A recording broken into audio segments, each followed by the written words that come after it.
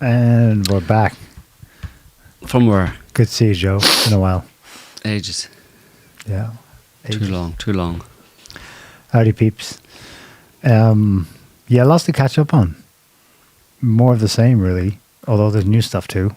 Obviously, was it last night? Times hard to keep up with, so much going on these days. Last night, the terror attack. I know it was 2 nights ago. The terror attack in Moscow. Very nice. March 22nd. That means today is a day of national mourning in Russia.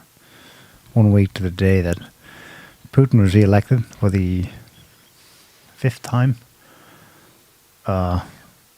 in a landslide election. Quite a contrast in the space of a week. You want to start with that? It's an antidote to his election, no? Yeah, I'm pretty sure that's part of the... What went into... doing it, the rationale for doing it. Because you got headlines like in the West, well, things were looking good in Russia, but now they're looking terrible. Russian state, trembling, Yeah. CNN headline there. There's a CNN headline right here. Oh, you probably saw the same thing I saw. Yet another powerful blow to Putin. That's a variation of mine, yeah. Barely a week since Putin secured his 5th presidential term, Russia has been plunged into carnage and disarray. Yeah. Plunged into carnage. That's so much. You can tell so much in the Western media what they want to be true by how they phrase their headlines, how they spin their headlines. This is what they would really like to be the case. They would really love if Russia was plunged into carnage and disarray, like the whole country, right? Yeah. All the rats fleeing the sinking ship. Millions of square miles. Yeah. And all 170-some million people are all plunged into carnage and disarray. Yeah. All the way over in Russia's Far East, they're getting on boats right now. Yeah, well, there's carnage over there as well. There's carnage and disarray they're pleading with Alaska to let them in. Yeah. Slight variation on that. This is the same CNN article, but maybe you got yours on social media. The headline here I have is, appalling Moscow terror attack is a blow to Putin because he promised them security and he failed to deliver. Like, guys, you're not serious. They are. They're very serious. That's what they're going with. So that's what it's meant. That's what your snapshot. That's what your take home from this terror attack is. So when it comes to motivation and who exactly, the headlines in the West kind of always are the tell about why something like this happens. Latest death toll. I'm not sure about this. I thought it was 133. Yep. I saw another figure, 15 something, but maybe I think it's 133 in the end. Yeah. People have seen this. 5 gunmen, or four gunmen, 1 assist. I'm not sure. With others, of course, around and about, probably for comms and escape cars and stuff. But they were all caught fleeing southwest, which led to 6 others being arrested, which is interesting because there's a theory. It's a theory. I don't know if it's actually anything factual to it, that they were surveilled and pursued at a distance out of Moscow to see where they were going. And then when they got within a certain distance of a certain other country, that's when they jumped on them, and they were hiding in a forest or something, up trees and stuff. That's the 4 guys, yeah. 4 main shooters. In the Bryansk region, which is next to Ukraine. Country 404, which enabled, or whatever, that's probably what Putin was referring to when he gave a televised address about it last night. And he mentioned another detail, which is that it looked like, he didn't claim it definitively, he said it looked like passage for these gunmen was pre-prepared for them on the Ukrainian side of the border. Strongly suggesting that that's where he's thinking this is all emanating from, obviously connected to. The gunmen are all Tajiks, probably mercenaries. More on that in a minute. One of them has already confessed to being paid 500,000 rubles for the job. Again, it's coin. That's important here, not ideology. That's fuck all. That's $5,000 more or less. The suspect also claimed that he was instructed as to where the attack should take place. But to connect that then with what the Russians said, that there was a stash of weapons already there when they arrived. And you see it's more than just these 4 guys. Well, this is a picture that was released by a photographer who was at the Crocus Centre. That's his camera, and that's a picture of one of them. He took that picture of the guy because there was some kind of event at that centre on March 7th. And March 7th also happens to be the date when the US government released a warning to its all embassy staff in Russia, to avoid public places, including concert halls. So they released it on the same day that these guys were in scoping out, I suppose, on October 7th, scoping out the concert hall. Interesting. This 2 weeks to the day.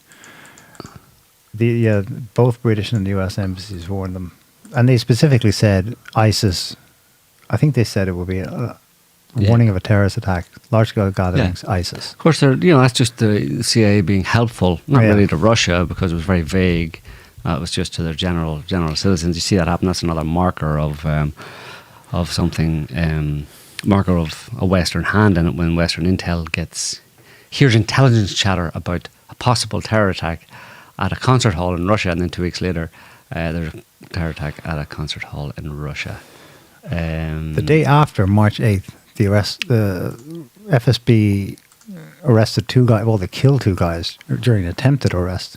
They were Kazakh nationals. They were supposedly plotting an attack at a synagogue in Kaluga on the southern side of Moscow. That was March 8th. And then we thought at the time, well, maybe that was it. Apparently not. But it just goes to show how frequently there are issues and terror plots and FSB raids and stuff. It happens often in Russia. That same day, March 8th, there was a separate incident. And this was a lot less ISIS-y and more Ukrainian. It was a Belarusian supranationalist. They said, the FSB report says that he was paid by the SBU. And they went to arrest him somewhere in a remote place north of Moscow. And he was firing at them. So they killed him, and the place was full of bomb-making stuff. So yeah, this is the alert from the US Embassy and Consulate on March 7th.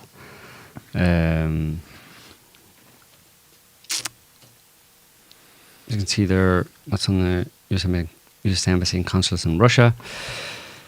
And the embassy is monitoring reports that extremists have imminent plans to target large gatherings in Moscow to include concerts.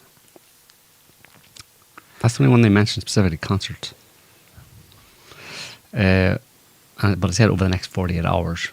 So it's interesting that guy was there. Probably one or more of the actual not jihadi, one of the guns-for-hire was there on that same day that the US Embassy released that. US government released it. And they said over the next 48 hours. So maybe there was a plan for it to happen at that time. I'll be very specific. Knowledge that the US government had. But anyway, yeah. I don't know how much more evidence you need that the US is behind this. I mean, obviously, just in terms of the rationale, it doesn't make any sense. The Western media is, all talking about ISIS, ISIS-K, ISIS Khorasan, whatever. ISIS did it. They just want everybody to believe ISIS did it. When it's obviously not an ISIS type attack. ISIS or actual ISIS acolytes are fervent, in their own misguided way, fanatical Muslims, and they don't intend to get caught. It's nearly always a jihadi, a martyrdom type thing, where they would just keep going and then they'd try and, they'd engage with any security force that came, and then they would just die, and it would be wonderful for them to die in such a way. Or they'd have a suicide vest. Or a suicide vest, yeah. So these 4 guys, yeah, definitely not ISIS. Curious detail reported by BBC. citing Russian MP Alexander Kinstein as saying that the 4 terrorists' passports were found in their getaway car. Okay, maybe, but whenever I hear the passports were found, I'm like, what? No, gee. That's to get into Ukraine. Yeah, maybe. But yeah, passports and well, assuming that's legit, they were found, and that's their passports. It speaks to getaway. Yeah, Ukraine. It's very reminiscent of the attack in Paris, 2015, November 2015, I think, in the Bataclan concert hall in Paris. Claimed again by who claimed that one? Al Qaeda, some kind of jihadis. Don't think it was ISIS was around then. Yeah. It might have, I don't know if it was ISIS or not. It was some group anyway. But the Bataclan concert hall in Paris, I think it was 90 some people killed in a similar fashion. No fire there though at this time. But lots of people remember lots of reports at the time of kind of spotters, let's say, in cars who were identified as being by eyewitnesses as being bulky, kind of well built white guys with blue eyes and short hair. On that event, so the thing about this is this event in Russia doesn't make really any sense to me. There's a contradiction or a contrast between the professionalism with which it was carried out, the actual attack. Obviously knew the layout in a lot of detail. They were able to basically collapse the roof, like burn half the building down. Which requires, it's no easy thing to do. You can go into a large concert hall and take something with you that you're sure is going to burn half the building down and make the roof collapse. And you're only there 20 minutes. Yeah, and so many people killed. So there's that professionalism aspect of it, and very detailed, very well planned out, very well carried out. Let's say, if you can say that. But then the amateurism of their escape. So obviously we're assuming here this isn't ISIS. This is just a bunch of, this is guns for hire basically.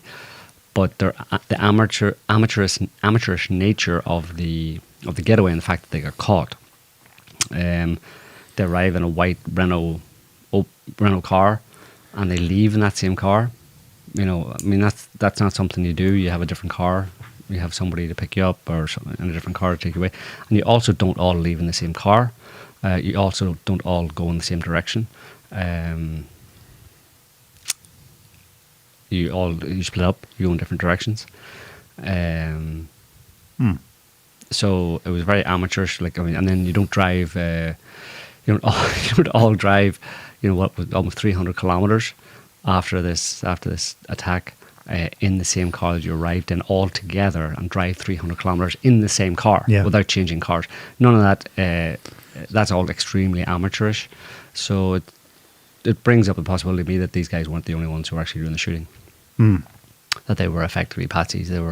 Which is it's a hallmark of these kind of attacks where you have the patsies who either get arrested or killed, and they're the ones the fall guys basically. They carry the can, and because they're stupid, basically. They're just ignorant people. These 4 guys are obviously, they're not the sharpest knives in the drawer. They can shoot a gun, but that's about it.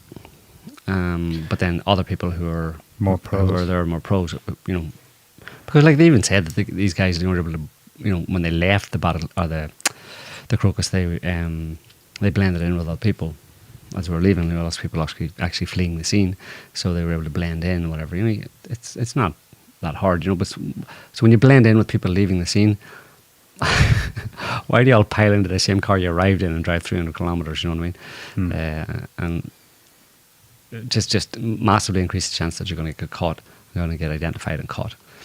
So these guys, not the sharpest knife in the drawer, really fit the bill of a bunch of 4 patsies.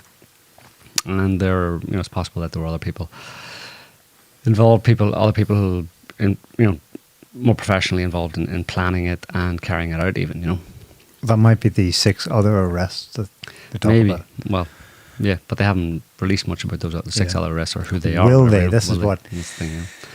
And when this happens in the West, and I put them all in the same category, large-scale mediatized mass shootings or what are reported as terror attacks. Really, they're not. There's not much difference between them. In the West, typically it gets whittled down from witnesses saw several guys shooting to one. Here's his backstory. Oh shit, the photos don't match. Whatever. 48 hours later, here's a better photo. Nope. And then he was alone. He was totally alone. But everyone who was there saw multiple people shooting. Yeah. Now Russia doesn't do that. They're going with the 4 that were caught on camera. Yeah. But that's because those 4 were on camera, right? And they were they were the dupes. They're the ones who were to take the fall, right? So they were the dupes to get caught and get pulled up in front of courts and stuff. So and mistreated and shown to the public as these are the people who did it. Whenever you have other kind of terror attacks where it's like people saw more than one shooter and then it gets whittled down to one, that's evidence of there being other shooters. There are more professional people now. Yeah, we haven't heard that from in any reports that there were more shooters, but who knows? I don't know. NBC News reports the U.S. National Security Council said yesterday, that's about 24 hours after the attack, in no uncertain terms that Ukraine had nothing to do with the deadly concert attack. Quote, ISIS bears sole responsibility for this attack. There was no Ukrainian involvement whatsoever, NSC spokesperson Adrienne Watson said. I love how after 1.5 years, they've no clue who did Nord Stream. ISIS did on Nord Stream, no? And ISIS, right. And all accusations against Israel are fended off with, well, hang on, an investigation must take place. Genocide, that's a strong word. But they know that over there in Russia, we've seen all the evidence. How do you know? How do you know for certain?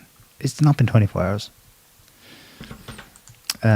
Sure, it was ISIS.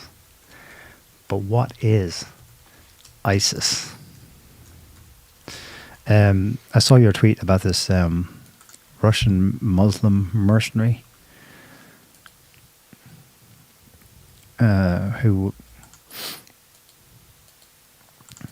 has an interesting past. And he's one of thousands of people like this. You don't need to be Muslim either. I mean, the Tajiks probably were by birth. This is from a couple of years ago. Chechen leader spotted in Bakhmut fighting against Russia.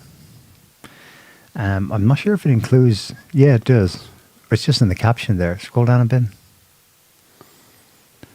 So Ahmad al-Kavkaz leader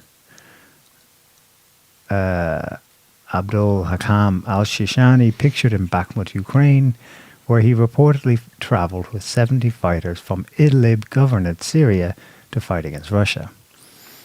So he was Russian Muslim, Free Syrian Army, then ISIS / the other one, al-Nusra, and then he's popping up in Ukraine and he's in Bakhmut fighting the Russians. And Ben Derite fighting for democracy, right? Yeah. And the beautiful West against... So that's literally, it doesn't matter. He's a mercenary. He's just moved from place to place, right, for coin, for money. Yep. In the pay of whoever will pay more. Western intel, and obviously in the pay of the Ukrainians, and the Ukrainians are, controlled by, say, now Western governments. Whether we hear more about this from Russian government directly, we've heard it before directly from Putin. This is Putin in about 2019 explaining what the fuck ISIS is. Have a listen. Об этом сказал. Вот президент Обама упомянул об одной из угроз, это ИГИЛ.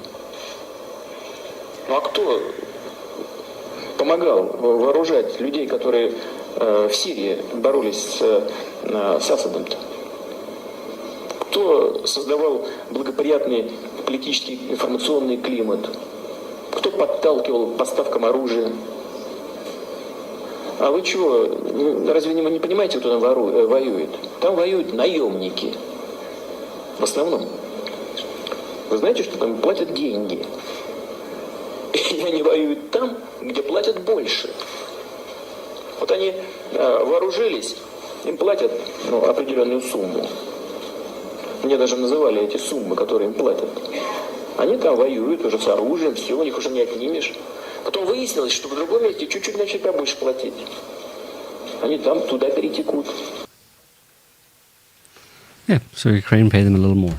We even know who pays them. So they know. Russians know. But, you know, if it's obviously it's going to be bigger than just those four guys. But when you find out, what can you do about it? I mean, if it's leading you to a bank in Switzerland, an office in New York, something else in London, it's just the way of the world. It's the way terrorism works. That's where that famous bank, infamous bank that eventually collapsed, the BCCI. It was literally a terrorist funding bank. That's all it did. Well, it also laundered money for proceeds of cocaine and drugs, but it's notorious. And it was in the 80s and early 90s, and then it collapsed naturally from some financial scandal. And now it's got a Wikipedia page about what it was funding, terrorism and jackals all over the world for a couple of decades. And the CIA went in sometimes, the Mossad went in sometimes. It was like a service. People could just use the bank to hire what they needed to get done. That's been the way of the world since forever. This has been in this was in the Washington Post on December 2023, reported by the Washington Post in December 2023.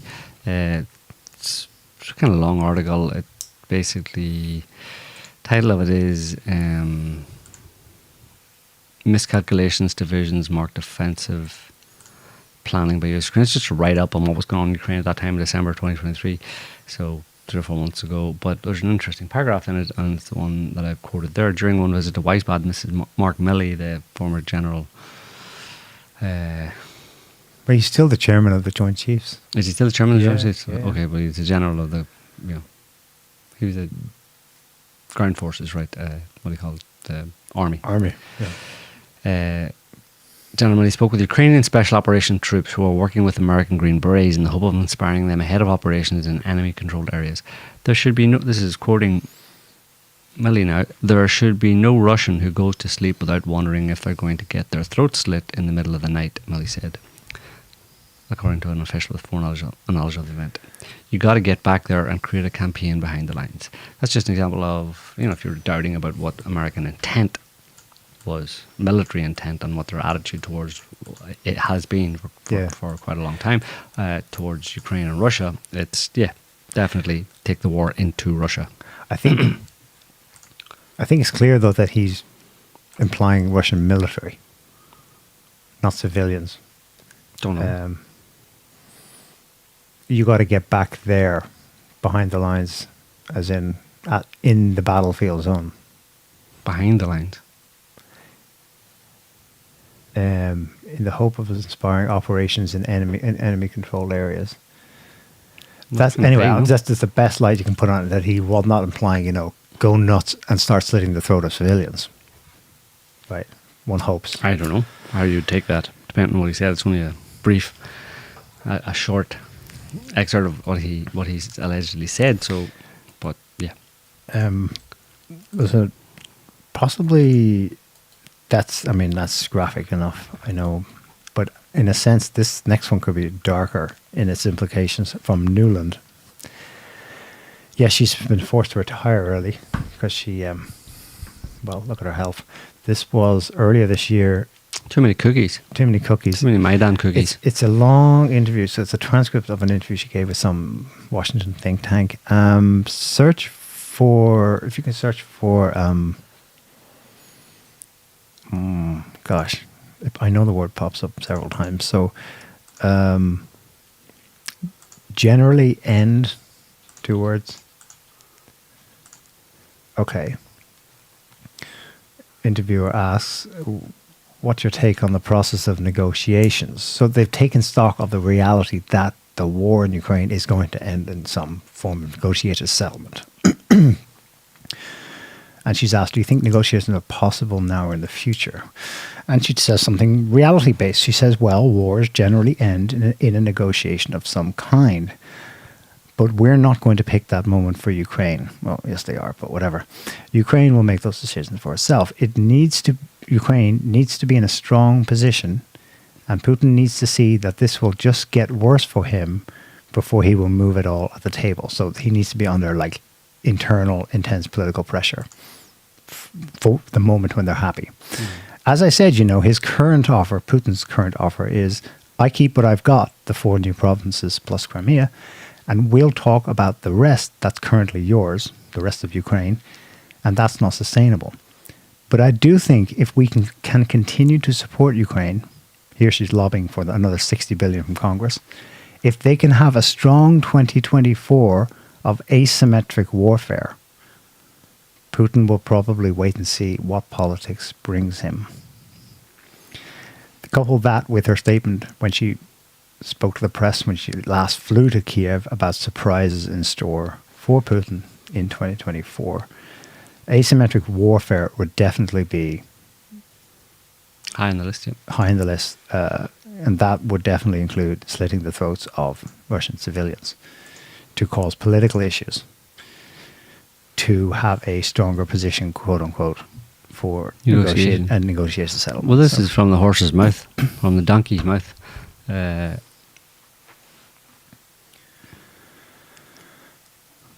With this money, Ukraine will be able to fight back in the east, but it will also be able to accelerate the asymmetric warfare that has been most effective on the battlefield.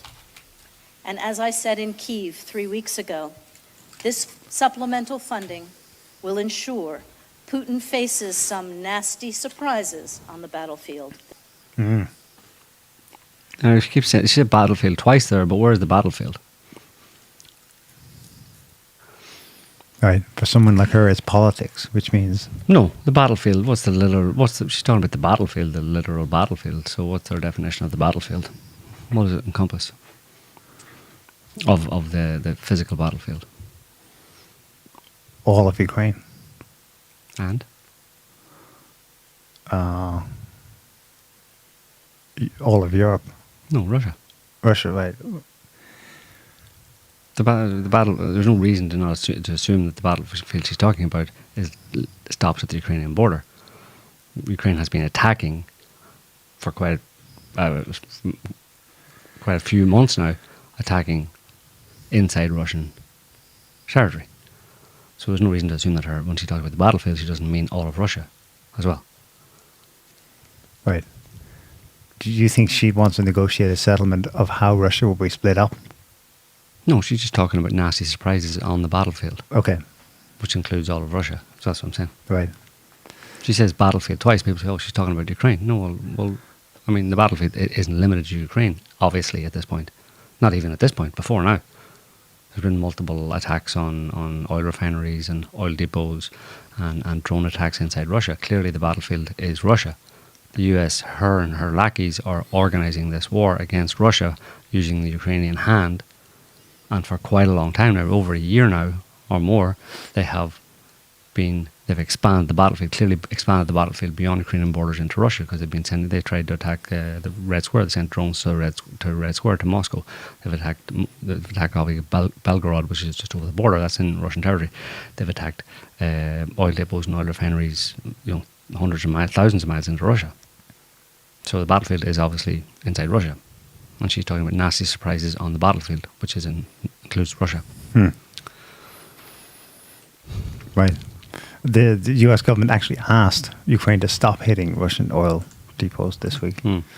At least publicly, that's what they want. I love how the British government has the gall to warn Russia not to use this attack in Moscow to intensify the war in Ukraine. It's like, you're the people who, when there's a terrorist attack, use it to justify lobbing missiles in Syria, Bataclan, or invading Iraq, 9/11. I mean,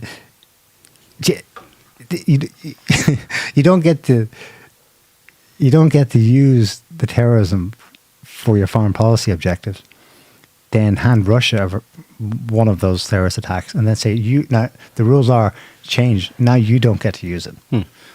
How does that work?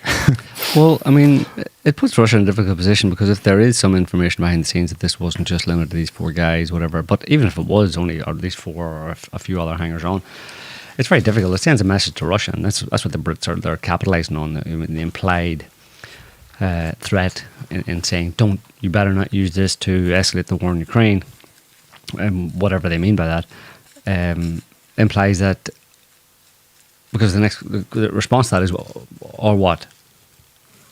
Or you'll get more. Oh, right. So take this as a warning. There'll be more, and we have the ability to, we can activate, or we can send these kind of nutbag guns-for-hire, low-level human scum, basically, who'll just shoot and kill anybody for a few dollars. We can send them anywhere in Russia. Russia's a big country. You can't obviously kind of have eyes on everywhere. We can have these kind of events anywhere in Russia. And how many are you willing to take before, things get unbearable in a certain sense for you or for your people? So this is what they stoop to, basically. I mean, it's kind of like a dirty, and it's obviously it was never a fair fight. The West operates by deception, much like the Mossad, and asymmetric warfare, dirty tricks, black ops, underhanded tactics. They don't fight fair, basically. And this is what they resort to always when they're faced with the tide turning against them. Whenever things aren't looking good for their side, for their aims in Ukraine, and they're not right now, they resort to, it's just kind of like having a boxing match, and you're meant to have a boxing match, a fair fight type thing, and then your opponent kicks you in the balls. It's like, and then says ISIS did it. ISIS kicked you in the balls. It wasn't me. Whatever. Oh, something happened to your balls. I don't know. Somebody kicked you in the balls. It wasn't me. Well, it's like, no, but the opponent responds and says, so kicking in the balls is allowed. No. No, the rules are you can't. But you have to keep fighting fair. And that wasn't me. That was ISIS. Yeah. That was something just flew into the ring and hit you in the balls. It wasn't me. Well, there they are warning Russia not to escalate. And then the night of last night, so 24 hours later, Crimea was absolutely hammered. Relatively, it got a lot of airstrikes. I mean, they've had no. A few, right? But have a look at this. There were several hits in Sevastopol. Mm-hmm. It only resulted in one person dying, but.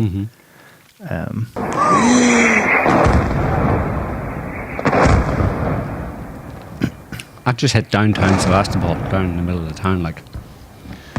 It wasn't well targeted at something particular? It was just against the middle of the town. Right. Maybe it was a target, whatever, but obviously. So terrorism rather than actual. What have they been doing, in the Donbass and Donetsk for like 10 years now? They've been shelling civilians in the Donbass. That's what they do, Yeah. All the way, though, through the week, but before and after, the Russian side has massively intensified airstrikes in Ukraine. Mm-hmm. The night before the mass shooting, huge waves of strikes with footage of hypersonic missile strikes against Kiev, Kharkiv, and US launchers, probably just behind the actual front line. And then, including this, the strike on the power plant at the Dnipro Dam. I think this signals that Russia is going for properly de-energizing Ukraine now. You remember? Well, let's play it first. Еще, смотри. Ракета. It's a cruise missile there.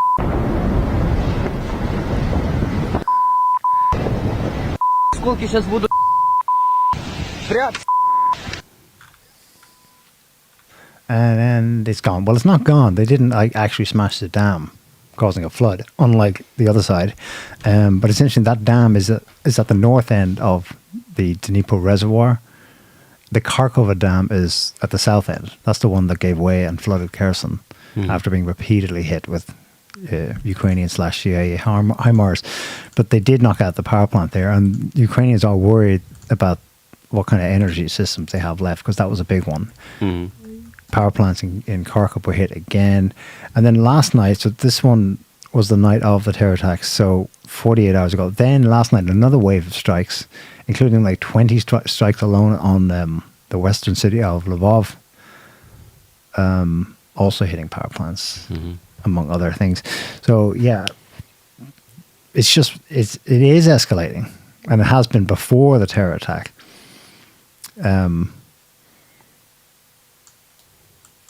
I also thought it was interesting that it's not the first time they've said this, but it's the first time the Western media has noticed it, that the Kremlin has admitted that it is now, Russia is in a state of war for the first time. Peskov said that just the day before. Yeah. He said, de jure, it is a special military operation, but de facto it has turned into a war. What was this you posted about Putin signing something into law yesterday? You wrote that it specifies the mechanism for exempting participants of the SMO from criminal liability. Russians or Ukrainians? Russians. Russians. Obviously. You're not going to exempt the Ukrainians from any criminal liability. You're going to impose criminal liability on them. Right. So kind of like another signal that the gloves are coming off. They slip down the wrist. It happened that same day, but it could be related to. Obviously there's various applications, whatever, but one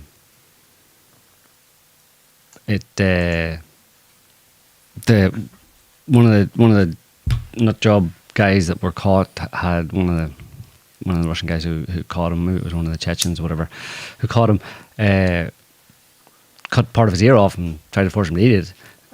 So it was, I don't know if it was after that or it was directly related to that, just saying, okay, we're not going to, because that video was shared fairly widely, that would absolve that person of any liability, any, that was any criminal act, but it could be, obviously, if it applies to everybody in the SMO, then it's, it means Ukrainian prisoner of war probably won't be prisoner of war anymore. They'll just be shot. It could also apply. Well, it may apply to the Ukrainian other government officials, etc. Whatever, it depends on what the laws are. What laws it would. That may have been up until now in place in Russia, where members of the Russian military are governed by a set of rules. What they can and can't do, and basically it seems that Putin has just signed a law saying that they're exempt from any prosecution. So, which would bring them into line with US standards. Not officially, but okay. But yeah, it's kind of saying the gloves are off in a certain sense, and they're not going to be constrained. It's just an indication that that after this event of Friday night, that they're not going to be constrained by international law, let's say, that the US, that their enemy, the US and the West, don't adhere to anyway. So, right. Just before all this, we learned that Elon Musk his Starlink has been launching satellites into space in the hundreds for the Pentagon since 2020.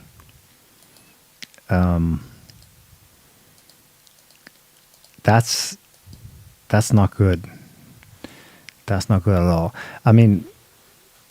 Obviously, you're not supposed to have weapons in space, but the ban on it's called the 1967 Outer Space Treaty is pretty clear. You're also not supposed to use space for war, period. But we all know everyone has military satellites up there, or at least dual use satellites. and it sort of quietly emerged that not only is it happening, it's been happening for 4 years, predating, quote unquote, Putin's invasion of Ukraine. I think the report says it's in the hundreds, but then they're probably small little things. But Musk's Starlink is it's about basically saturating low orbit with. It's basically military Starlink. So yeah, I mean, Musk made a big. It's kind of stupid. It's a bit cynical, I suppose.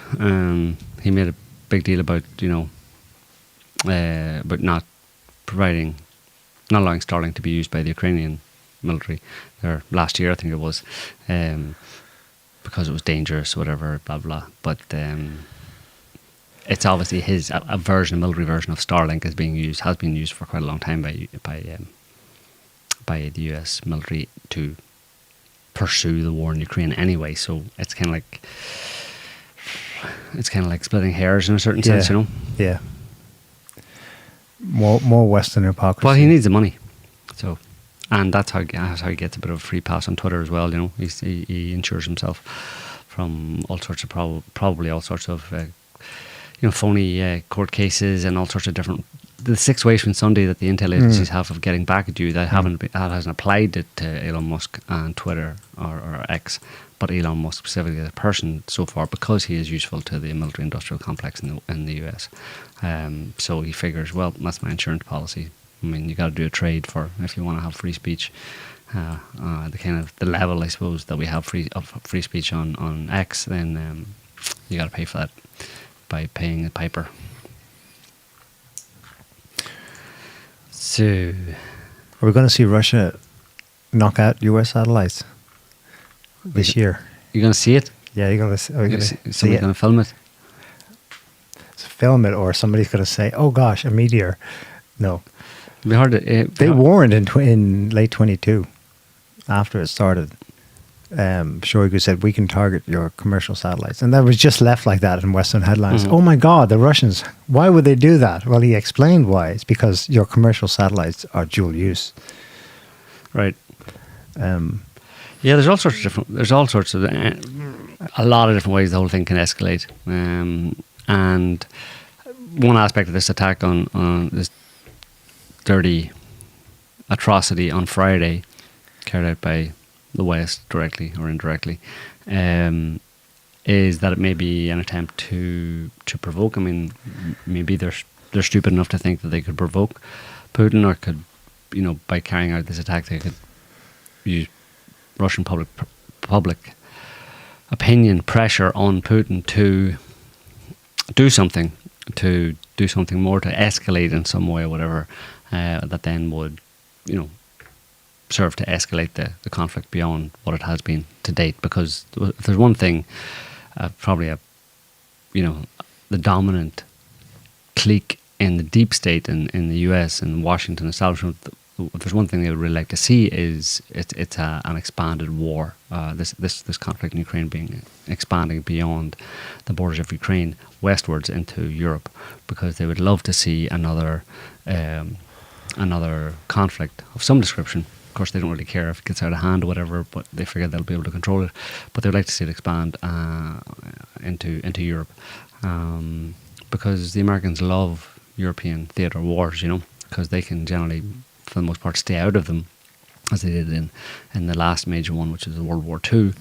Just send a lot of weapons and bankrupt a lot of economies, and then come in and sweep up all the goods. World War One as well. Yeah, World War One as well. They can emerge victorious They have emerged victorious on those 2 occasions in the past from European theatre, as they call it, wars. So I'm sure it's high on their list of having another one. We're going to do the same again. That'll put pay to this multipolar world if we can wreck Europe and bring down Russia and anybody else who gets involved in the process. So yeah, but I'm like to think that Putin would be aware of that and wouldn't be acting, wouldn't take any precipitous action, but will simply, as hard as it is not to respond in a controlled way and in the most efficient and effective way, and not sacrifice any of any plans or the process that has been ongoing since March in 2022, for 2 years, to not mess that up at this point, But this is an attempt, really. One aspect of it is an attempt to mess that up, to try and ruin Russia's party, basically, in a certain sense, I mean, they had nothing. Russia had no, obviously. I mean, obviously, we don't even need to talk about the allegations of the Ukrainians have made that this was, an inside job type thing, that Putin did it, carried it out, or the Russian intelligence carried it out themselves in order to give Russia, which is bizarro alternate upside down world reality from what I just said, where the idea is that Putin needed extra motivation or extra political capital, let's say, to expand the war, to do more, or carry out more attacks on Ukraine. It's bizarre. He obviously didn't need that. He's on the back of a landslide victory in the elections last week, and the vast majority of the Russian people support the way he's been conducting the SMO, and it's going well for them. Congress is stalled on more aid to Ukraine. Ukrainians are on the back foot. It's all going very well. The idea that you would then, it's like, have some of your agents go in and massacre a bunch of Russians, and as CNN said, throw the country into what do they call it, carnage and disarray or something, is just ridiculous. So you can discount that idea. The other suggestion that it was, it's the opposite of anything. Yeah, Putin's the only thing holding Russia back from going massive. Yeah. Although, but that he's brings under up pressure. But that brings up the idea that it might be an attempt to do that itself. Right. This is the Ukrainian narrative, basically. Right. That the Ukrainian narrative that they obviously they're not spinning it in that way, where it's obviously they're saying it's an inside job by Russia because Putin wanted to use it for justification to attack Ukraine even more, to beat up on Ukraine even more. When obviously he didn't need that justification at all. He had all the justification he needed, and things were going pretty well. So you can discount that idea that it was an inside job. You can discount the idea that it was ISIS for the reasons we gave, which is these guys obviously aren't jihadis, aren't religious at all. They were very amateurish, and why would ISIS want to attack Russia at this particular point in time anyway, or at all? Have they completely forgotten about Israel and what's been going on in Gaza? I mean, or is ISIS not Muslim? Does ISIS care about Palestinians? I don't know. It's hard to say. Does ISIS like Israel? Is Israel ISIS? I don't know. Anyway, it's just weird that ISIS never bothered with Israel, right? But they go and they attack, go all the way over from their bases in Syria, let's say, the only real significant base they have, or some ISIS-type groups have left, is in little enclaves in Syria. And instead of right there, Israel, Tel Aviv, maybe concert hall in Tel Aviv. Who knows? You got these guys who want to do it. Surely there'd be a motivation to that. No, let's go to Moscow and do it there. They all sit around and they go, guys, the election's not going well for Biden, and it's gone too well for Putin. What can we do? Yeah. I know. Let's go to Moscow. I know. In the name of Allah, let's go to Moscow and let's go to the country that actually is probably the most tolerant of Muslims. A Western country that's most tolerant of all of them, Muslims, and let's go and kill some people there. Yeah, it doesn't make any sense. So obviously not some kind of jihadi, ISIS-inspired attack at all. So then what are you left with? You're left with the context in which this happened, which is a Western war against Russia, and all the things we've just said, which is, the Western politicians even openly talking about asymmetric warfare behind Russian lines and giving nasty surprises to Putin. I mean, it's kind of like I don't know. It's amazing to me that I would have to that anybody would need to explain this to them. Yeah, this explained to them in this way. Maybe, and I'm not saying that's not the case. Obviously, a lot of people do, because a lot of people's heads are up their bums, right? Because of the way the media encourages them to shove their heads up their own backsides. But or the media does it for them, the Western media. But it's just still crazy, because if you could just stop listening to the media for a minute and just look at this event in context, 1 + 1 = 2. That's it. You know what I mean?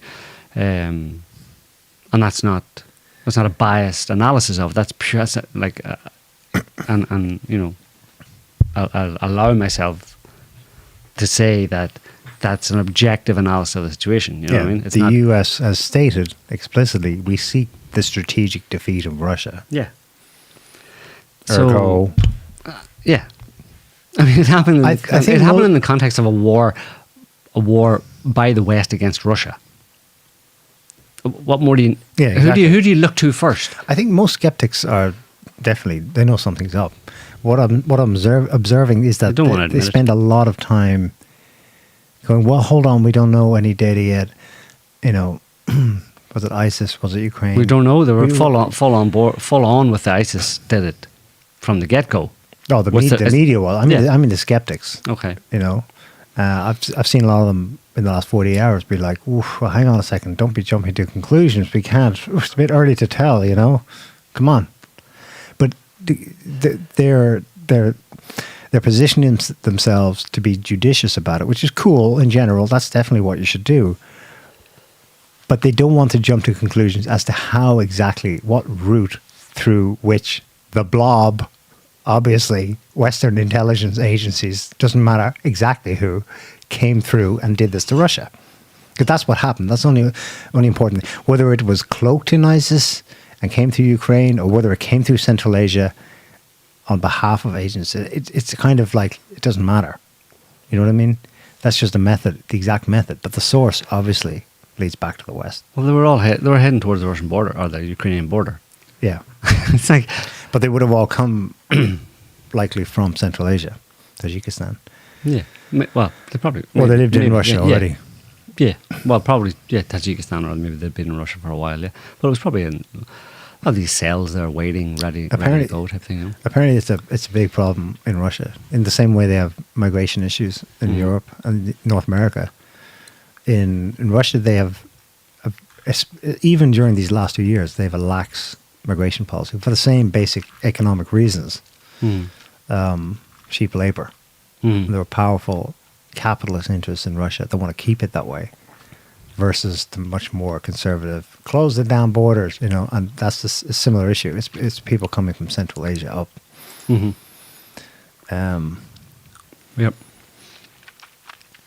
It's a pretty dirty move. Like it's this deep state, if you want to call it that, or whatever. They, them, behind the scenes type thing, who engage in these kind of tactics, and they're pretty evil because, you know, they've done it in many different countries over the past 20 some years, primarily since 9/11, before that as well, but particularly since 9/11.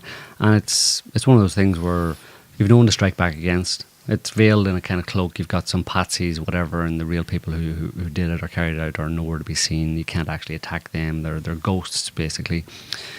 And it just seems like it's just terrorism, right? Just sprang up. Just rampant, random terrorism just attacked you, you know, and it makes you suddenly focus internally on your problems, internally into the country, right? It has that effect of focusing you inward, and adopting all sorts of security measures. And when governments get wind of, or get an idea, and they all do get an idea that this was not who they officially say it was, or the official claim of who it wasn't ISIS, it wasn't Al Qaeda, it was someone else. We have the evidence that we're not releasing to the public that there was more going on here. Suddenly they realise that they've got a fifth column within their country who can carry out these kind of attacks, who can act in this way with impunity, and they can even, you know, maybe take out the heads of state, or, you know, in different ways. So it immediately makes them afraid and makes them ready to play ball with whatever agenda that deep state wants them to play ball with. They'll have a harder time doing that in Russia, I think, because Putin and the Russians are well aware of this modus operandi and stuff. And I think they have a well-informed enough population to insulate them against any potential, you know, public opinion fallout from it, you know, where it would turn against the government. I don't think that's going to happen. So this was really a Pyrrhic victory in that respect, you know what I mean? It's not really going to achieve what they want to achieve, and it may end up hastening the demise of their little plot, or their little game that they're playing in Ukraine. Yeah. And that is quickening. Ukraine is definitely quickening. Watch this space. Any month now. Any month now. We've been saying for 2 years, but they got nothing left. Very little left. That's hence, we heard Macron going on and on about sending NATO troops there. Obviously, that's, still, it's just they'll talk, but it's persistent talk, He was joined last week by the Czech president who said NATO troops in Ukraine doesn't mean they're at war with Russia, so long as they're not directly engaged in battle. You mean this? You want to try that theory out? You mean this Putin? Or this Macron? Which one? This one.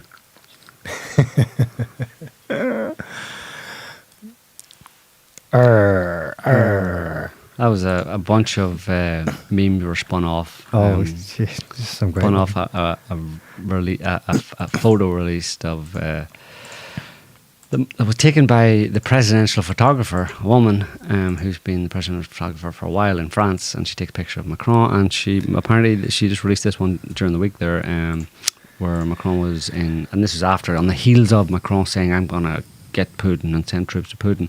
Click on the left one there.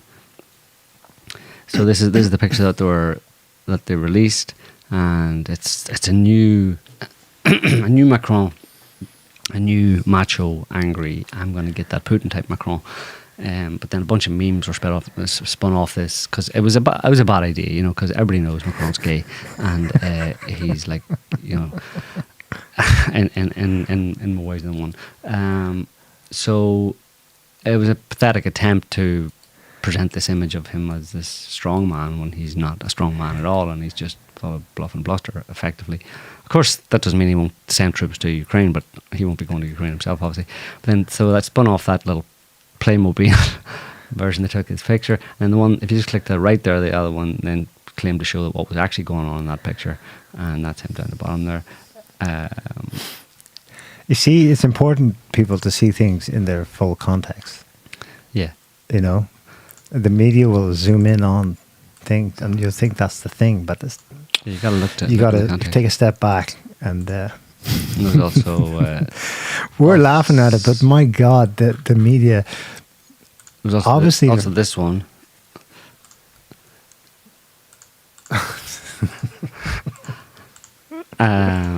It's just playing Ukrainian war games. Yeah, and then playing Ukrainian war games in the toilet. And then there was this one about how them going to Moscow. That'll be the scene of the march to Moscow. Okay, boys, let's go. Let's go to Moscow. Justin Trudeau would be like right there with them. Hang on, wait for me, wait for me.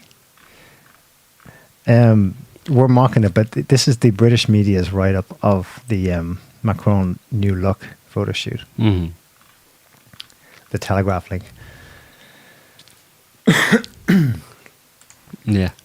Absolutely not a hint of irony or nothing in this article, right? Headline, Macron boxing pictures show, quote, ultimate virility. Yeah, of course they do. Byline, with muscles bulging and his teeth clenched, the president looks like a real warrior, says French media. Now, the British will say, we're only reporting at arm's length here. It was the French media, not us. Whatever. Scroll down, we'll have some more of the adjectives they used. Intimate portraits of Macron boxing. Ultimate show of virility. They showed him with bulging biceps as he struck the bag with gritted teeth and veins protruding. He could have been fighting against Putin. And look, this is what struck me about this. In the fourth paragraph, they conveyed a message of ultimate virility that brought to mind those of a bare-chested Vladimir Putin practicing judo riding a horse.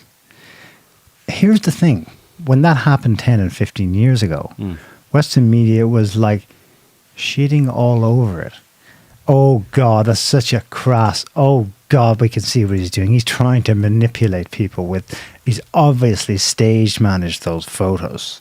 Whereas, in fact, he was just on holidays in Siberia and it was hot. Opportunistic, maybe, but Putin didn't okay, stand over there and I'll pose here and then you take. Of course not. But the double standards is like, we'll mock it as a cheap political PR, and then eventually 10 and 15 years later, we'll copy it. Yeah. But you know what they say? Imitation is the highest Form of flattery. So. Well, the definition is ultimate virility. The definition of virility is in a man is the quality of having strength, energy, and a strong sex drive. Right? That's the definition of virility. Virility. Quality of having strength, energy, and a strong sex drive. So they wanted to convey that about Macron. Now, you know, the most relevant picture we have is this one of that last sex drive thing. There's a lot of virility going on there, for sure, man. I can feel the virility. He's never going to live that down. That was like, I don't think he should. It was 5 years ago, or something. Yeah. And the two guys apparently were like criminals. Yeah. He didn't care. But there's another one where he looks super happy about it. Yeah. That's that one there you're talking about. And then there's these are the best pictures ever. I mean, nobody should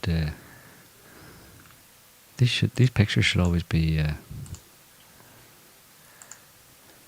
should be kept. They should be put in the presidential archive. You know what I'm saying? The defining pictures of there's another one there I just sent to Scotty. Awesome. That virility in that picture is just knocking me, just blowing me away here. So obviously he's got a lot to make up for, and it's going to take a lot of photos of him punching a bag to change the minds of at least of the population of France, who overwhelmingly, you know, are aware that Macron is a closeted homosexual, and there's lots of questions as well about that. Do we talk about that? But Brigitte Macron, her true nature, and all that kind of stuff. So it's all pretty sad. We mentioned it, but there's been an update. Macron has issued a formal denial. My wife is not a man.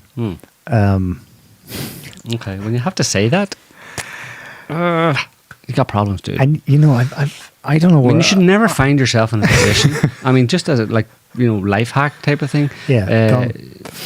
A bit of advice for all the ages. You know, strive to never find yourself in the position where you have to publicly tell an entire country, you know, look, everybody, my wife is not a man. Please stop saying that. Just don't find yourself in that position, because if something's gone wrong a long time beforehand, when you find yourself having to make that kind of a public statement, there's stuff you should have done way before to prevent that from happening, and it's too late now. Sorry. This is in the news again because it took off in the US for the first time, thanks in part to Candace Owens bringing it to Americans' attention.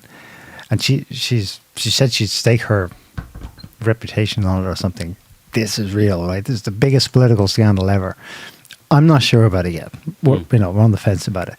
But I did some digging, and it's really strange that when you see media reports about it, they cast it aside and they say, en passant, that Brigitte Macron won a defamation case. Case closed. It was already sorted. You know, the two original women who wrote what's now a book-length investigation series, they were found guilty of defamation. That is case closed.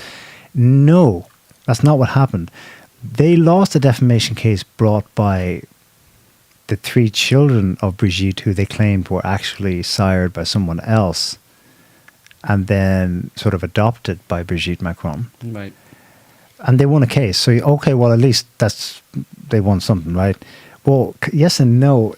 On appeal, they had their fines massively reduced. They ended up paying several €100. There was no prison sentence. They didn't stop them. Their website's still up and so on. And it was actually specifically for misuse of images. It was very kind of weak. It wasn't really... Apparently, the judge in the appeal said, I'm reducing the fines. And by the way, Brigitte Macron... Oh, that was a separate case. In some other case, Brigitte Macron was told expressly to bring an actual defamation case because she had done something else regarding misuse of images and stuff. Not because they'd altered them, but they'd, enhanced them, altered them to change, to misrepresent them, but they'd enhanced them and zoomed in on features and stuff like that. And so the judge told her to go away and bring an actual defamation suit. I'm like, you mean there hasn't been one yet? There hasn't. And there is a defamation suit. Apparently, it's been filed. It won't be heard until March 2025. So that means since 2021, when the story first broke, it'll have been 4 years before the president of France, who will have been president 8 years by that point, his wife finally has a defamation case heard.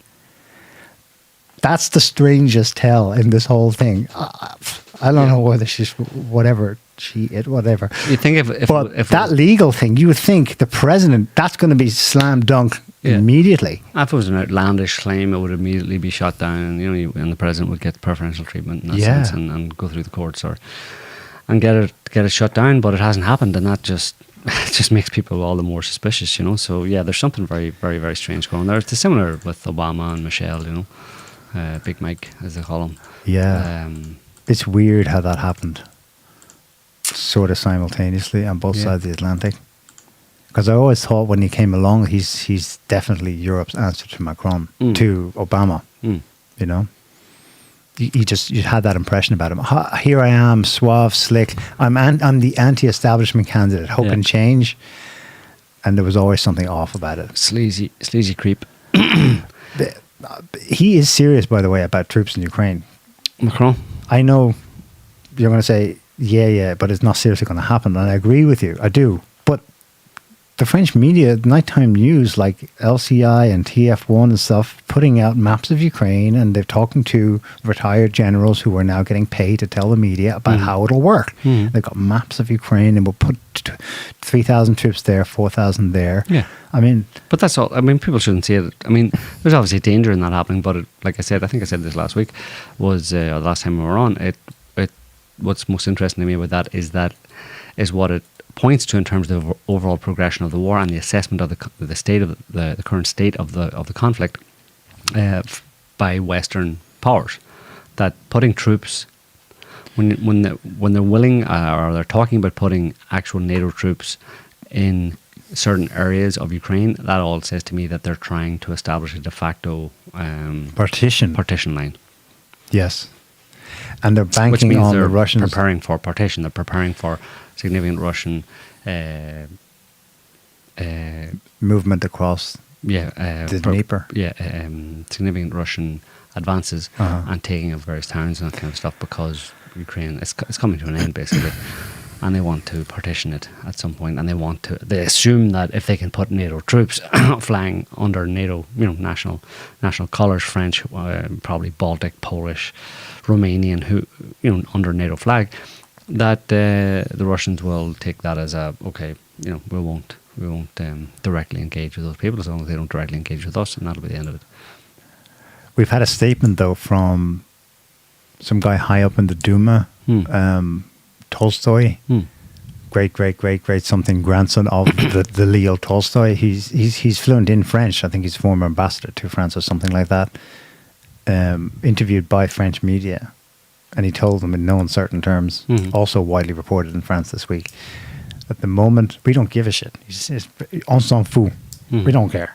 The moment a French troop of any, whether they're mercenaries or under official French flag, cross into Ukraine, they're dead. So, that's a certain is that amount of just fighting talk as well? A certain amount of hyperbole there. Like, it's, I think that would be the case, obviously, if we're not talking, you have to make the distinction here about sending troops to Ukraine and them actively engaging in the current and 2 years long now battle along with Ukrainian soldiers against Russian troops in the special military operation, quote unquote, that has been ongoing for 2 years. So that's a different proposition from putting some French troops, putting 2,000 French troops and 2,000 German troops or 2,000 Polish troops in specific areas well behind the actual front lines in Ukraine. That's two totally different scenarios. Doesn't mean they won't necessarily be attacked, but they're not flying to the active front line and immediately starting to engage. If they did that, obviously it's a no-brainer that they would be targeted. They're just like, so you're making the same soldiers. distinction the Czech president made this week when he said NATO troops in Ukraine does not mean they're at war with Russia, so long as they're not directly engaged in battles. Yeah, They can cross into Ukraine and... of course, but they're there already. Yes, but... Yeah. But They have been there. Not officially. they're there as mercenaries. Not flying their flag and having their pictures their taken and bunks stuff. are being blown up Yeah. in Kharkov, Yeah. Lvov, But wherever. the official troops under official French flag or whatever European nation flag would Change not, the calculus would for the not, Russians. would not put themselves at that risk. They're not going to the front line. Like, that's the point. It Okay. doesn't mean the Russians might not decide to target them or whatever, but they would probably think twice about it. Okay. Like I said, it's most likely an indication of a desire on the part of NATO to establish a de facto, they hope, on the ground partition line. We're putting them in these areas. The question then comes is whether or not Russia would be willing to accept that de facto partition line where those troops are. If they're not, then they might attack them. Right. So it's all being thought about very carefully right now by both sides, particularly in France and in NATO countries. NATO countries, they're all thinking about it very carefully about where they should actually put these troops. Because, yeah, like that guy said, actually, you know, the French government doesn't want any body bags coming home covered in a French tricolour, you know. They don't want to see that either. So, of course, there are people in Washington, D.C. who would love to see that. So, it's a delicate operation. This is, I think, did I send this? No. I just want to say, this is something, if you ever want to get a bunch of retweets but a bunch of attention on Twitter, post something that's a bit inflammatory, but also not just like throwing shade, but, you know, just making a simple, apparently factual statement about that undermines the entire rationale of Ukraine. I posted this during the week there, a map of a breakdown of possible future settlement, let's say. And I just said, here's the best offer Ukraine's going to get. Take it soon or accept even less later. So the red is Russian sovereign territory. On the right, on the far left, light blue is Ukrainian sovereign territory. So the light blue is basically what's left of Ukraine. And then in between you have demilitarized territory and autonomous, basically demilitarized zone, a buffer zone. On the right you have red, you have Russian. Or is that maroon? I don't know, it's probably maroon or burgundy. On the right, in the burgundy, you have Russia, that's the Russian part of Ukraine Russia would take and incorporate it into Russia. On the left, you would have a rump state of Ukraine in the seafoam, you know, in the eggshell blue, robin's egg blue. And just a quick point, by the way, Russia extends further south. For some reason, they didn't colour in Sochi. It's all white, as if it's a different country. No. No, yeah. No. Yeah. Anyway, yeah. So, and then that, like that really, this was Medvedev kind of more or less proposed something along these lines. And it got a bunch of views, 330,000. But it got 567 comments, and pretty much all of them were NAFO. And then look at the first comment underneath. You are on the list. That's the head of that's the CIA's, special. Yeah, special bag boy. Special bag boy in Ukraine, ahead of the Ukrainian intelligence. Which the New York Times literally announced in a special report 2 weeks ago that he was handpicked by the CIA. Yeah. So he's CIA man. He apparently put me on the list. But anyway, so it got loads of comments, and it's all just... You got NAFO'd. It's all these NAFO troll dudes, and it's kind of hilarious. And I've had a few others, but an example of... I just saw one just now, actually, of the kind of typical NAFO person check this out. This is someone who's been commenting on some of my posts. So Canadian then. So somebody living in Canada supports Ukraine and Israel because of the flags. Right. Charmaine Meow, NAFO Cats Division, so that's the North Atlantic Fellow Organisation, Cats Division, Queen and Top Comrade. Pronouns are furry and pussy. High Priestess for Gay Satanic Rituals at Dread NAFO. Your Mom, Fella CT6. Location, your mom, Langley. Yes. But post serious stuff, like, the pinned post at the top there is things that matter: Mariupol, Ukrainian POWs, Kharkov Dam, Odessa, kidnapped Ukrainian children, failure to provide Ukraine with adequate aid. Postings like serious, Western talking points. What I mean? Like, it's not a parody account. Yeah. In that sense. Like, Oh no, they're very serious. But their bios are parody. Appear to be parody, but probably not. Especially, probably at least not for the High Priestess for Gay Satanic Rituals. No, they're pedophiles. Probably it's a pedo network. So that's just a sense. So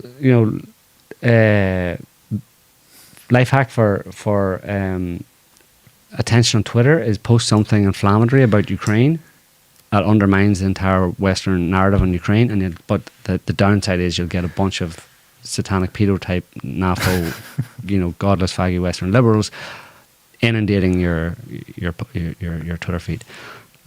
So I'm not sure it's worth it. I wouldn't recommend it. Not often. You can, just don't look at it. Here and there. Here and there. So speaking of famous people who have gone missing and stuff like that, were we talking about people? No, speaking about famous people or famous politicians or notable political or social figures who there's some strange things about them. Strange things have come up. Strange things. It's a long list. Well, most recently, obviously, we should probably just mention something about Kate and William. Give us your. Jesus! You want some royal watching? No problem. No, I don't want. Just give us your and your probably very, very, very dodgy hot take on what's happening. Give us your super conspiracy hot take. It's been 2 weeks since we were here. So last week's news was that they released.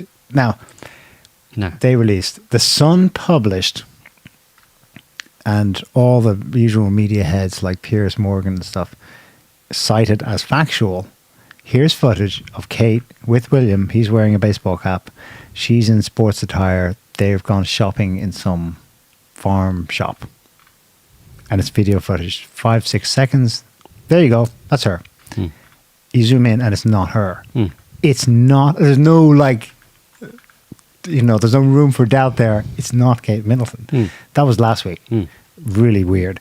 And then this week, finally, signs of life. That does indeed appear to be her sitting on a bench in a garden saying that she has some sort of cancer. Didn't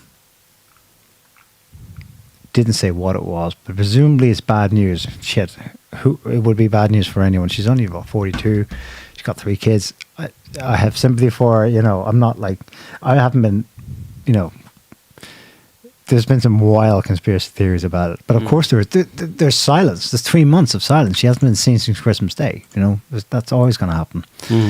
What's weird about this is that her story about how some form of cancer was discovered in the course of a surgery for something else, abdominal surgery, took place during the same week in January that her father-in-law, the King Charles, had more or less the same thing happened to him. He was having routine surgery for something benign, probably prostate, and they discovered cancer, probably bladder or somewhere down there, right? The same week. That's nuts. But it doesn't even end there. It turns out that just before them, in December, another royal,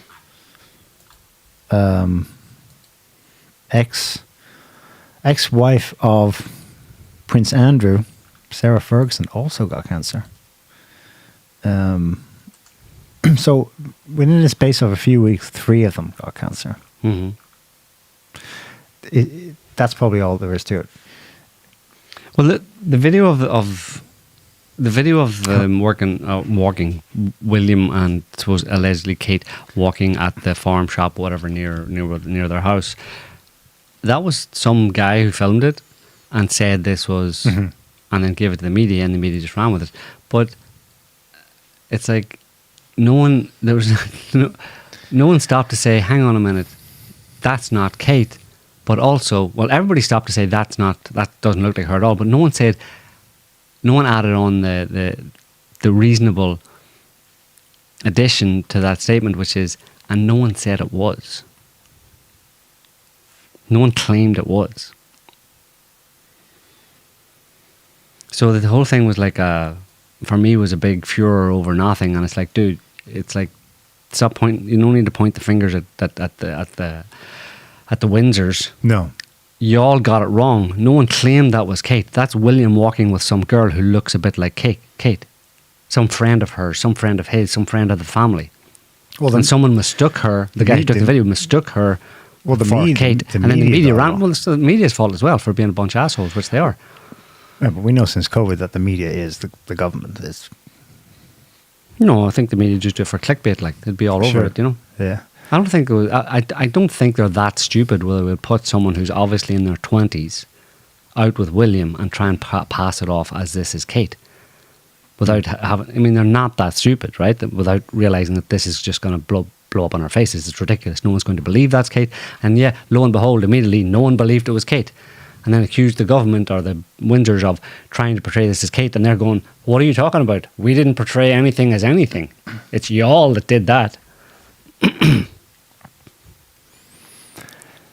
That's just my take on it. Well, anyway, the real scandal here is that 3 of them have cancer. And obviously it's a result of the thing. And that's why the Crown was so sensitive about it. Because it's the thing that caused this. So they're 3... Plus, you wonder about the Queen before them. Yeah. You know, that's why they I think they've made an absolute foobar out of it, being so secretive. I think people were just grasping stuff. There's another video. There's another picture. I mean, you don't have the pictures, do you?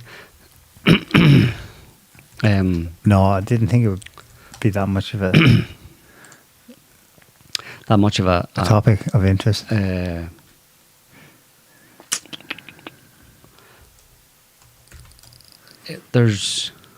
So this is, people did some AI nonsense on it or whatever, but anyway, there's this one. So just to show what we're talking about here, there's one more after this, 2 that came out. I mean, this is effectively, you have to scroll down to look at that one, Scotty.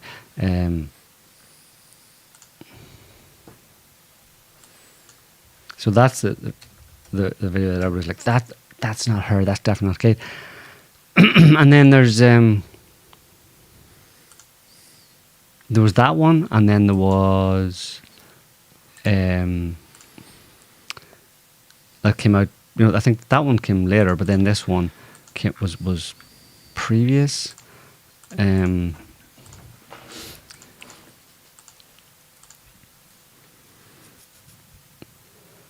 they claimed this was Kate. The media claimed this was Kate Middleton as well. Now, it may be, but maybe not. Or, again, see, the thing is, Kate Middleton was spotted on Monday for the first time since December. She continues to arrest in private. The pictures obtained by the Post, that's all they say, sat in the passenger seat of an Audi. It's obviously some person, some photographer, some royal watcher. And if you go down to the picture, yeah. Somebody's just taken that picture from the video, or the still from the video, or taken the video and claimed it was Kate, you know. So it looks more like her sister, Pippa Middleton. Anyway, so there's that, and then the previous video, you just saw the 2 of them walking together, and that people got all worked up about, you know, decided that this was fakery and all this kind of stuff, and literally, like, there's silence from the people who are allegedly in this video or in these pictures about whether or not that's them in the pictures. They don't say anything. They don't come out and say, that's not me in that picture. That was a friend of ours. It wasn't me. And that's my sister. They don't say anything. And I don't know why they have the secrecy thing. But what I'm saying is it was all auto-generated. And I'm not saying it was without reason, because, like you said, there's just been this silence after an operation and maybe getting some kind of diagnosis. And there's silence. You don't see her for 3 months and all this kind of stuff. And people work it all up. But in terms of the allegations that are this spinning that into attempted deceit by the government or the House of Windsor or whatever, the royal family, is for me is a bit of a stretch, because they literally didn't say anything. I don't know if they attempt that, but they're pretty bad attempts, and I don't imagine they're that stupid that they would attempt to pass off people who really don't look like Kate Middleton as Kate Middleton. I don't think they would attempt to do that. So that's why I think all the furor around these pictures and the speculation and stuff is not that. It's not actually any a conscious attempt or an attempt at all by them to pass off people who aren't Kate Middleton as Kate Middleton, because it would just be stupid. It would very foreseeably result in what it has resulted in, which is not good for the royal family at all, I don't think. And then they posted a video of her a few days ago looking like herself and talking about her cancer diagnosis and giving more details. And so she's provoked they're provoked to do that as a result of all this. Do you know what I mean? So given that she is able to sit in front of a camera and tell people what's going on, it doesn't make any sense why they would have tried to cover it up a week beforehand. Yeah, totally. I agree. Yeah. So anyway, yeah. No, people. Well, that's just what I'm saying is the dominant narrative on the web is that there's a big cover up that they have been trying to pass off fake pictures. Consciously, the House of Windsor has been trying to pass off fake pictures as real, and I don't see any evidence for that. No, it's the silence. It's the radio silence that generated this. Yeah. They've always been like that, though. Well, they've been very secretive about anything going on within, right? Okay. The royal family. It was just a nothing burger. But maybe there's an extra element. The extra element that some people claim, and maybe it's true, is that they didn't want. There's maybe a bit of a stretch, but saying that because it's Charles with cancer and Kate with cancer, they're trying to work out how to actually announce it or when they would announce it, whatever. Because some people are saying that it would give credence to the anti-vax. Oh, 100%. That's COVID-vax campaign large. It would provoke questions. But for the average person, I don't know. I see a lot of people with cancer and all sorts of illness these days, and I don't see a lot of people in terms of the average person connecting the two. Immediately going. Well, you have to be, yeah. You have to be someone who was skeptical about it from the beginning. You know what I mean? People just go, "Oh, it's terrible that so many people have cancer these days. What do you do? It's just life. Well, so we'll just move on. We'll do our best." Right. So I don't know. It's all, yeah, it's all weird. Anyway, that's enough royals.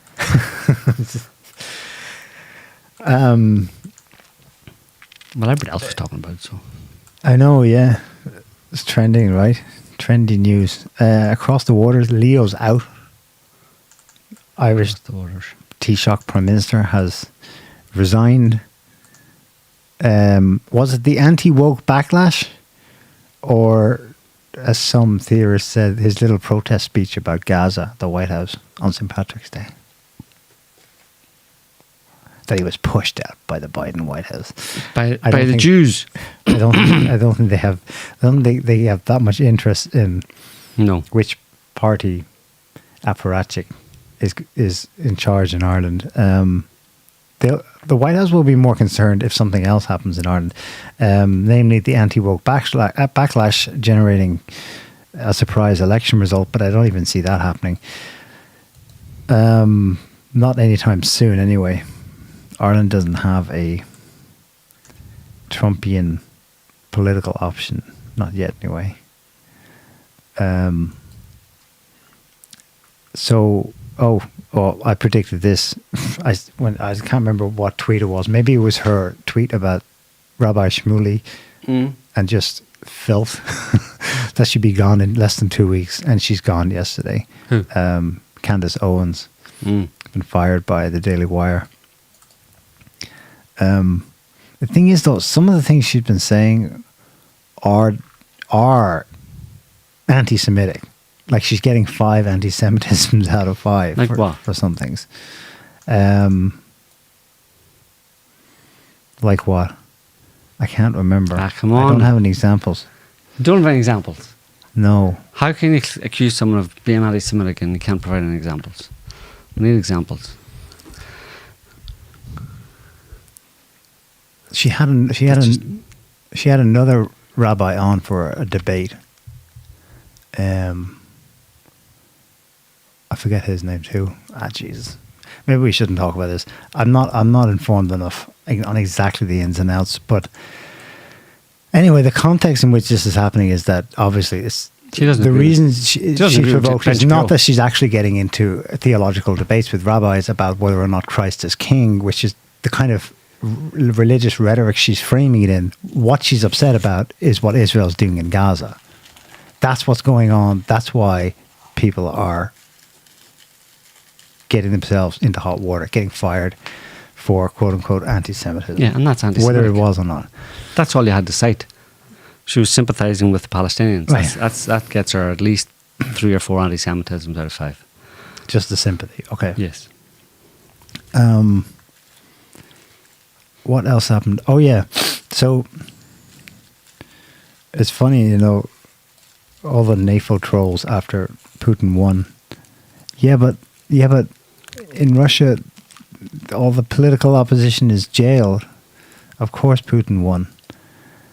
Meanwhile, in the United States, another member of the Trump administration has gone to prison.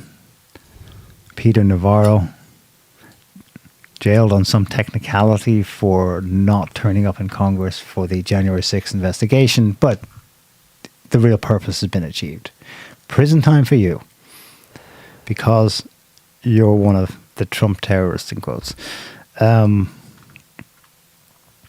about this Boeing issue?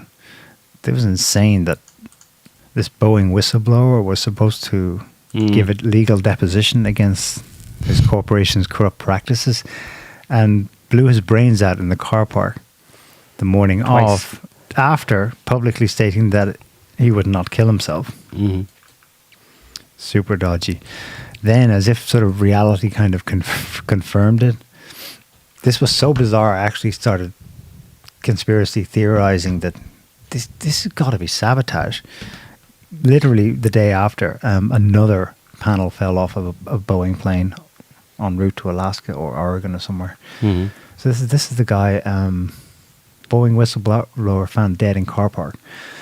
It was 2 weeks ago. Scroll down. What's his name? Forget his name.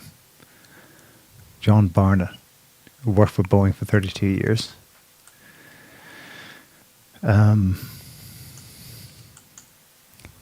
He had already been giving evidence and was due to give another one that day about the firm's production standards, blah, blah, blah. And scroll down again. The 62-year-old died from a self-inflicted wound. Yeah.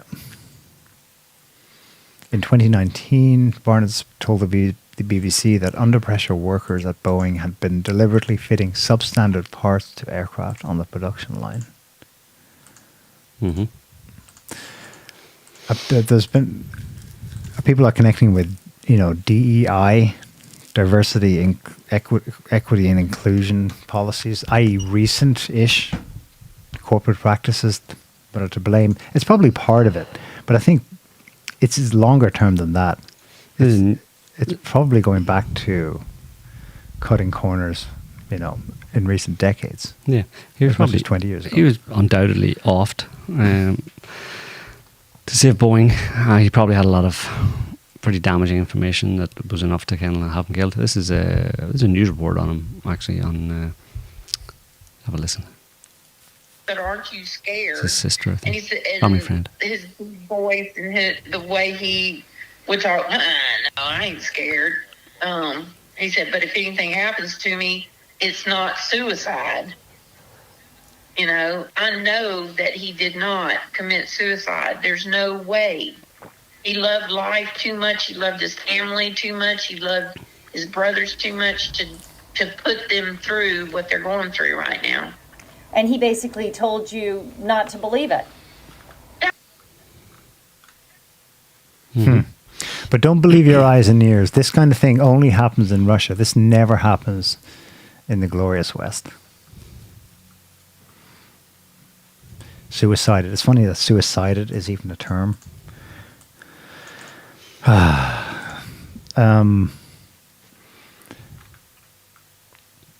we should say something quickly on Israel. This is, I guess, it makes me think of Russia as well, but another nail in the coffin of Russia cannot expand ever just because. Who does that, right? I mean, that's so like medieval. Well, Israel yesterday annexed, just declared Israeli public land, another 2,000 acres in the West Bank. And you think, well, whatever, they're taking it slowly anyway. Yeah, they're taking it field by field, but that's the largest single land grab since like the 80s or something. The West Bank, what's that got to do with Hamas, right? Nothing. Meanwhile, Israel is bombing Rafah. And, not as intensively as they were months ago, but still, the situation is poised right now for the IDF to sweep in to the southern end and drive the remaining Gazans into the sea. U.S. Secretary of State Blinken has said the U.S. will not support it. Yet Netanyahu has responded that they're going to do it with or without U.S. support. Mm-hmm. That's fight and talk. We'll see if he means that. They really are. We mocked it at the time. Biden's seaport for aid in Gaza. They really are building a port, not on site yet. They're building a kind of huge pontoon in Virginia, and then it'll be shipped over there supposedly. Well, they're preparing the ground for it now. They are doing some land work. Well, they've been using the rubble from the destroyed houses. According to George Galloway, including the bones of people who were buried in those houses to kind of reclaim for foundation, to reclaim some of the sea. And who's doing that building work? People in Gaza. Contractors. Maybe that's how they'll force the Gazans out. Build a pier, and Netanyahu will then send the troops in and get them onto ships. I'm not suggesting that, no one has said that, but like 1 + 1 =. The US will set it up with the best of intentions, and then Israel will, turn tables on it. Supposedly using it to,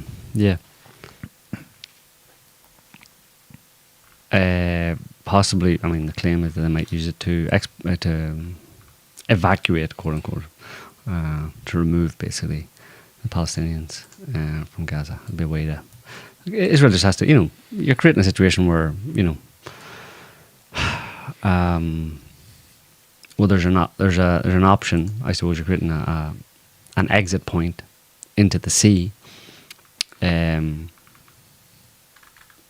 ostensibly for aid, but that could be repurposed quite easily and quite quickly, immediately, really, to just load people onto ships and take them to Egypt. Yeah, Egypt. That's interesting. That is realistic. Or somewhere, or because, nowhere, and then Egypt blockades them. And then von der Leyen met General/President al-Sisi, mm-hmm. promised him €8 billion for something, for aid. The last time the EU was handing out that kind of cash was $5 billion to Turkey in 2015-16 to take the hold back the tide mm-hmm. of Syrian and Afghan refugees. Mm-hmm. Hold back the tide and or to keep them there, yeah. So Egypt would be money for them to house them, in the Sinai Desert? Coming into the summer. Well, it'll have to be planned. It'll have to be planned in advance, but it's just there's a recipe. But it's a recipe for disaster, obviously. But there's Israel obviously isn't backing down. Psychos and all that they are. They obviously are pushing forward and not going to back down on their plan to basically turn all of Gaza into Israeli beachfront property, and the Palestinians can go to hell as far as they're concerned. They're certainly doing their best to.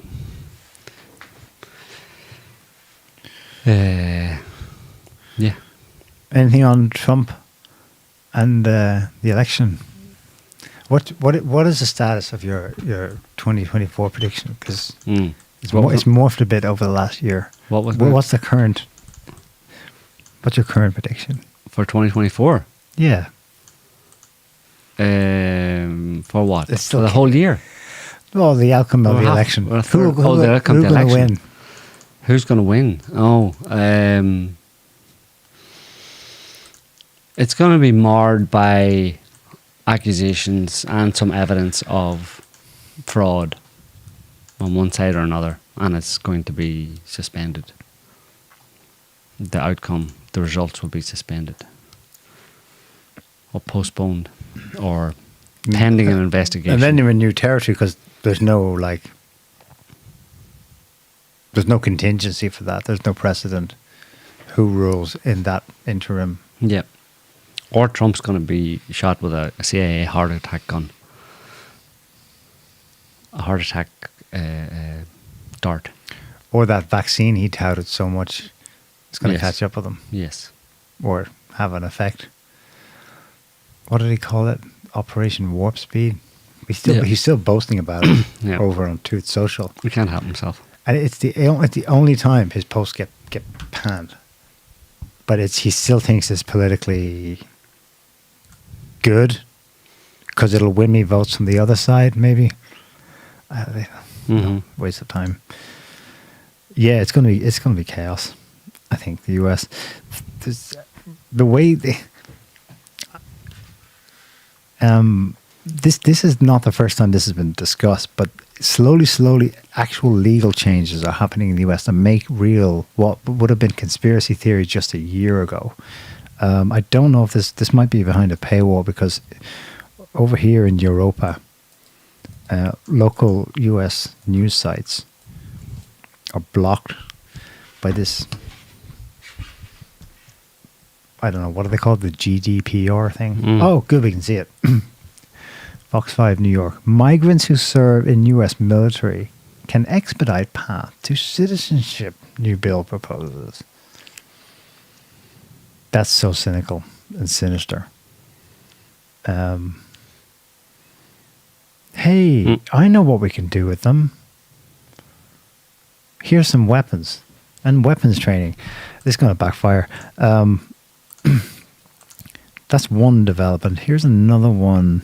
Newsweek. About.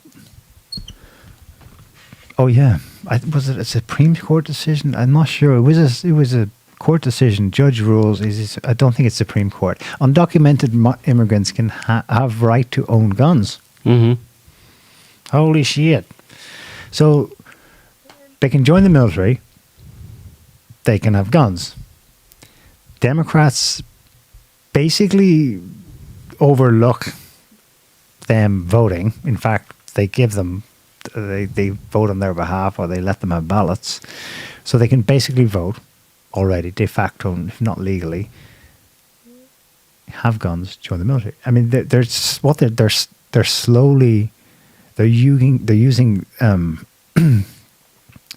using administrative law to effectively legalize the 10 million plus who've just come during Biden's 4 years towards full citizenship. It's crazy. It's absolutely, and it's not democratic in the sense that there's no vote. It's just you get a judge to change, or a DA or prosecutor or something. It's changing the law by, it's underhanded. Technically, it's legit.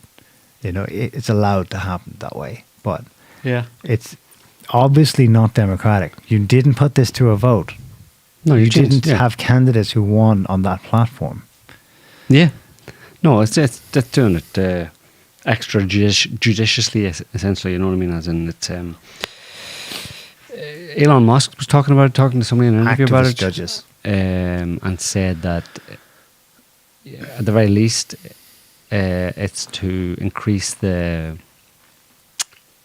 state representation to Congress and the Senate, because that's each state gets a certain amount of congressmen and congresswomen or whatever, and senators, based on the number of people in their state.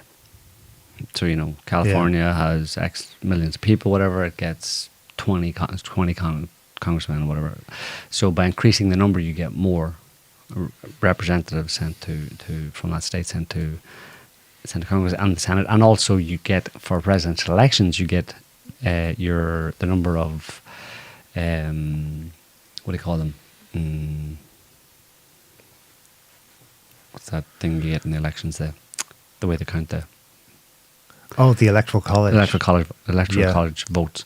You get it increases proportionally with the number of people. Yeah, the same as congressmen or senators, it increases proportionally. So the more lefty, supposedly, immigrants you get into a state, the more electoral college votes that state would have then.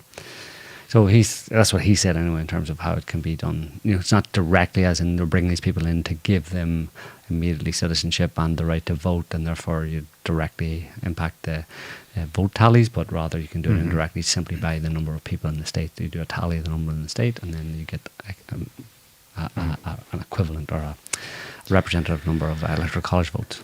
And supposedly, anyway. And you thereby rig the election. Yeah. By which, only Trump does, right? Yeah. No. Okay. Yeah. So we're done. I reckon there's not much else to talk about, I don't think. Well, obviously there's loads you could talk about, but those are the main topics.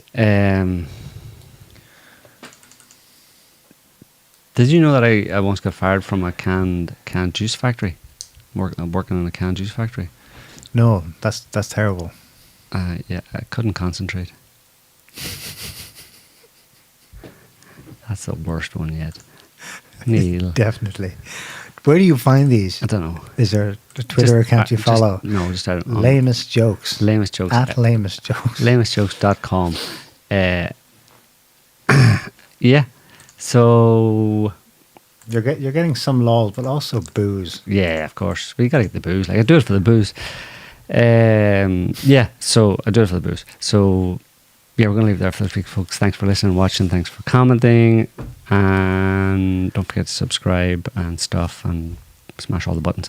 We'll be back next week with another show on whatever nonsense has been happening between now and then, unfortunately. So see you then. Have a good week. Bye. Thanks for watching. Bye all. Can't stop the signal now.